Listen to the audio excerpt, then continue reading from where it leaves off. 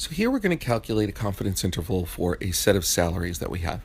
We've collected a number of salaries. In this case, we've collected 28 salaries. And what we're going to do is we're going to calculate the confidence interval, which is given by the formula over to the right, where we're going to take our sample mean plus or minus RT multiple, and we're going to multiply that by the standard error of that sample mean, which will be calculated as the sample standard deviation divided by the square root of n. So the first thing we're going to do is we're going to calculate this value here for x bar, and that's just a simple average.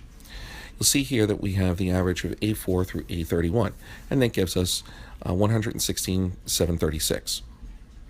Now we need to calculate our t-statistic. Now remember, we're going to need to use the t.inv.2t because it's a two-tail test. And so what we'll do is we'll take 1 minus 0.95 because we want a 95% confidence interval. And our degrees of freedom will be 1 minus the number of observations, which in this case is 27. So it's 28 minus 1, and that gives us 2.05. Now, our standard deviation will be done using the standard deviation sample for that entire data range, which gives us 33,383.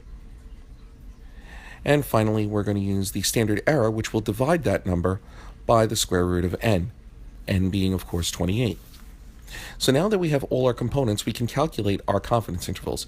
And we've just done it two ways here. One is where we will plug in the standard error from this value. The other is just doing the s over the square root of n, and just to prove that they are the same. So the first one we're going to calculate is the plus. And plugging in these numbers, you can see we end up with 129,681.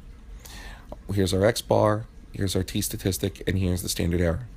We'll do the same thing for the minus. So you can see that our confidence interval, our 95% confidence interval, will be 103,792 on the low end, 129,681 on the high end. And again, that makes sense because our average is 116,000, so it lies directly between the two, the lower bound and the upper bound. And we'll do the same process for the bottom, and you see we get the same values.